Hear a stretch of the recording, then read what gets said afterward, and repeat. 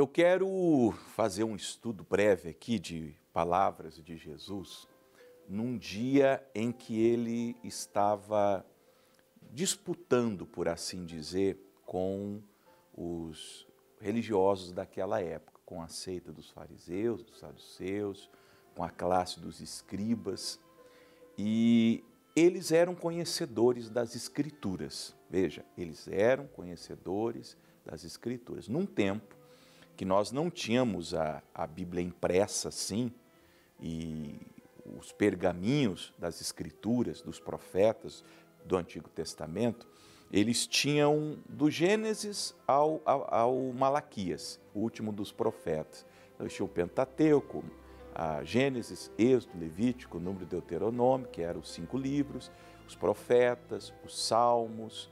Eles tinham então acesso às escrituras que ficavam guardadas, esses pergaminhos, essas escrituras, na sinagoga. O povão mesmo, vamos chamar assim, as pessoas comuns, não tinham esse acesso. Como eu disse, não havia Bíblia impressa vendida numa livraria.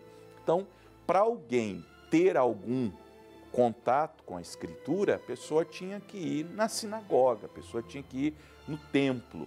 Ali, um rabino leria a palavra num sábado de manhã, por exemplo, e a pessoa então ficaria inteirada das Escrituras.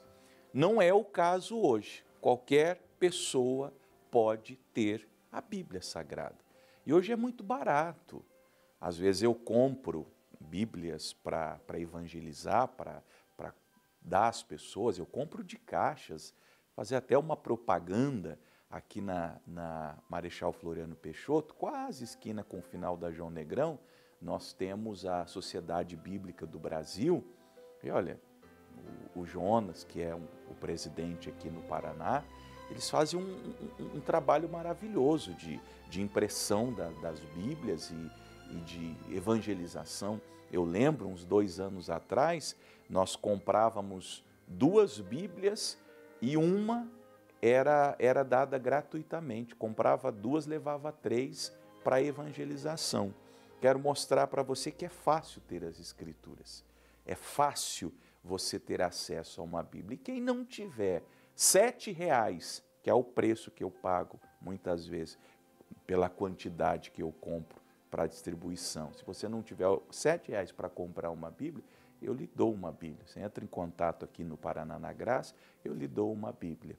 Agora, por que eu estou falando assim? Porque aqui em João 5, de onde eu vou extrair as palavras de Jesus, João 5, do 39 ao 47, Jesus demonstra assim até uma certa aspereza, se você ler todo o contexto, os primeiros versículos, porque essas pessoas estavam muito endurecidas. Elas não queriam admitir o Cristo, a salvação, o chamado de Deus naqueles corações. E veja, eles conheciam as Escrituras, como nós temos conhecido. Hoje a Bíblia está acessível, há programas que pregam a palavra na televisão, no rádio, na internet. Você tem internet, você põe aí no YouTube, você vai ter pregação de todo tipo. O que está faltando para a tua salvação? Olha o que Jesus falou para eles: examinais as Escrituras, porque vós cuidais ter nelas a vida eterna, e são elas que testificam de mim. Esses homens tinham acesso às Escrituras, ao conhecimento bíblico, por assim dizer, e nós não estamos falando aqui de teologia, nós estamos falando aqui de uma leitura simples das Escrituras, que qualquer um pode ter, e Jesus está tão somente dizendo para a salvação deles, e hoje no caso, para a nossa salvação, que nós devemos examinar as Escrituras. Só isso, uma leitura, não uma leitura superficial de qualquer texto, mas uma leitura como quem está examinando, como um médico examinando um paciente para descobrir onde está a dor, o motivo da dor ou da enfermidade. É assim que a gente faz com as Escrituras, para descobrir o que Deus está falando naquela palavra. E ele manda: examinais, portanto, as Escrituras. Por quê? Porque vós cuidais ter nelas a vida eterna. A revelação da vida eterna está aqui. Não está no livro da filosofia ou do filósofo famoso de 2.300 anos atrás ou de 200 anos atrás, ou filósofo contemporâneo. Não está no livro de Karl Marx, não está em nenhuma ideologia política, não estão nos contos, ou não está nos contos, nas histórias que se dizem por aí, nos romances, nem Shakespeare, nem qualquer um deles. Aqui nas Escrituras. Porque vós cuidais ter nelas a vida eterna, e são elas que testificam de mim. Todas as Escrituras testificam de Jesus, da salvação. Principalmente, no nosso caso, os Evangelhos. Debruce sobre o Evangelho, sobre Mateus, sobre Marcos, sobre Lucas, sobre João, como nós estamos aqui agora. Vá aos Atos dos Apóstolos, veja como a igreja cresceu, saudável, se desenvolveu. Leia as cartas paulinas, as cartas de Pedro, as cartas de João e até o Apocalipse. Só não faça nenhuma interpretação maluca, não tente entender com mente natural algumas das expressões que são simbólicas e você, um pouquinho de estudo, entende, mas até o Apocalipse. Se você ler Apocalipse, por exemplo, os 3 primeiros capítulos, capítulo 1, 2 e 3, você vai entender aquelas palavras, porque são palavras de Jesus às igrejas. Se você ler Apocalipse 19, 20, 21 e 22, você vai entender também, porque fala do futuro glorioso da igreja, ao mesmo tempo que apresenta a condenação daqueles que não aceitam a salvação. E é tudo muito simples, é tudo muito singelo, é tudo muito acessível, até às mentes menos dotadas de alguma profundidade intelectual. O Evangelho, minha gente, as Escrituras, foram redigidas pelos homens, mas inspiradas pelo Espírito Santo, para as crianças entenderem. As crianças entendem as Escrituras. Então examinem. Agora, qual era o problema deles, que talvez tenha sido o seu? Verso 40, olha só. E não quereis vir a mim para terdes vida. Jesus joga na cara deles, me perdoe a expressão, mas eu acho que é isso que explica melhor. Jesus joga na cara deles: vocês não vêm porque vocês não querem. Vocês não querem a vida, vocês querem outra coisa. Tem a Bíblia, tem acesso à salvação, à vida eterna, está acessível a vocês, alcançável, mas vocês não querem. Eu não recebo glória dos homens, mas bem vos conheço que não tendes em vós o amor de Deus. Olha que palavras, vocês são aí metidos a estudiosos da Bíblia, a teólogos, a estudiosos das Escrituras, mas vocês não têm o amor de Deus. E eu vim em nome de meu Pai, desse Deus que vocês estudam, mas não amam, e não me aceitais. Se outro vier em seu próprio nome, a esse aceitareis. E essa é uma verdade da humanidade. A humanidade rejeita Jesus, rejeita quem trouxe a vida eterna, rejeita as Escrituras. Mas sempre que aparece alguém na história da humanidade que inventa uma história, que inventa uma doutrina, seja ela religiosa, filosófica ou política, as pessoas seguem. Não é verdade? As pessoas seguem. Seguem porque aquela pessoa fala em nome dela mesma. Ela não tem nada a oferecer. Geralmente nós vamos estudar um pouquinho a fundo a vida daquela pessoa que está ali apresentando uma doutrina, que está ali apresentando um pensamento, e aquela pessoa tem um passado muitas vezes tenebroso, ou tem uma vida reprovável, tem uma vida que não serve de exemplo para nada, nem para ninguém. E nem ela mesma acredita naquelas coisas. Ela fala para as pessoas, mas ela mesma não acredita naquelas coisas. Aí Jesus diz, como que vocês são tão endurecidos? Eu vim, eu sou o Filho de Deus, eu sou o cumprimento das profecias, dos profetas, dos salmos, da lei.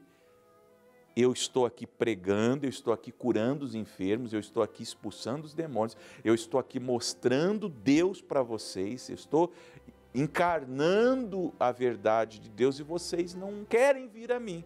Mas se aparecer um outro picareta aí, vocês seguem esse outro picareta.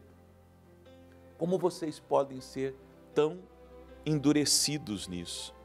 Como podeis vós crer, recebendo honra uns dos outros e não buscando a honra que vem só de Deus? Aí Jesus, concluindo, diz, não cuideis que eu vos hei de acusar para com o Pai. Há um que vos acusa, Moisés em quem esperais, porque se vós cresces em Moisés, creríeis em mim, porque de mim escreveu ele.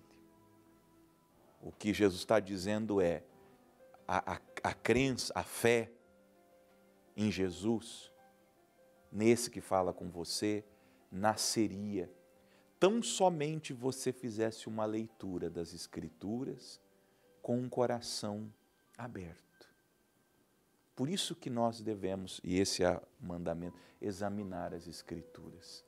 Deixe o seu preconceito, deixe a bagagem da religião. Pois olha, tudo que você aprendeu na religião, fora das Escrituras, não se ofenda com o pastor, mas é lixo, não serve para nada.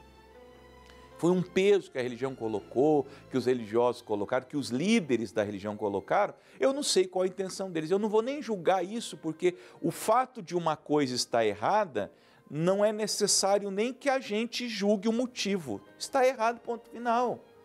Não é para estar ali. E aí você tem que só ignorar. Por que eu faço isso, pastor? Por que eu sigo essa liturgia? Por que eu ando dessa maneira, conforme essa regra? Eu não vou falar até para evitar algum tipo de mal-estar entre nós, mas é só você ir lendo as Escrituras, você vai ver que é tudo muito simples, que é tudo muito singelo, que é tudo muito prático, que é tudo muito acessível, que é tudo muito aplicável ao dia a dia. O Evangelho é maravilhoso por causa disso, é aplicável ao dia a dia. Sabe como que é o Evangelho? Deixa eu contar para você. Agora é moda esses programas de culinária na televisão, não tem? Tem todo. Antigamente era só a Ana Maria Braga, agora tem tudo.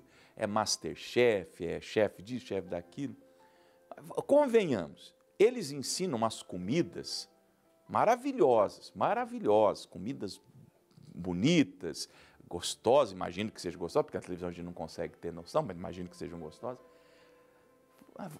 Convenhamos, a gente não tem dinheiro para fazer aquelas comidas lá. Não temos dinheiro.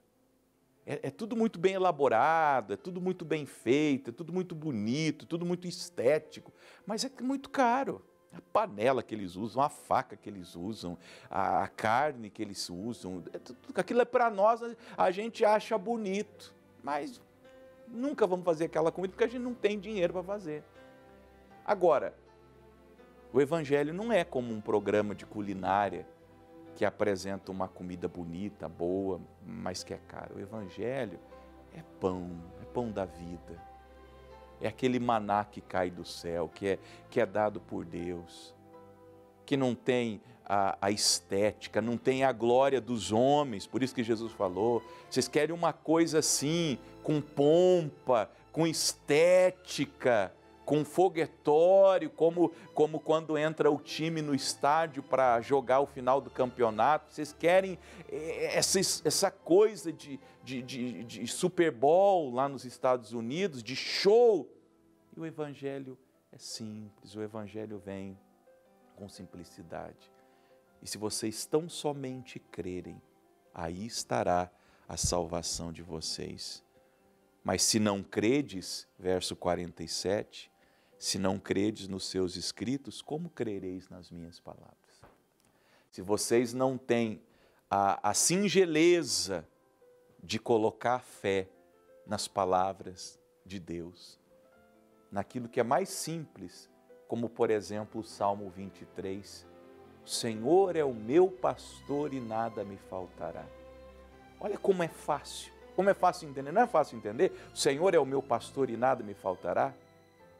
Não é fácil você entender o que está sendo, a mensagem que está sendo passada, é que se eu colocar minha fé em Deus, Ele não deixará me faltar nada. E se você conseguir tão somente crer e dizer assim, Jesus, Tu és o meu pastor, a partir daquele dia nada te faltará. Qual é o esforço de crer nas palavras de Deus? Nenhum. É só colocar nelas a tua fé. Amém?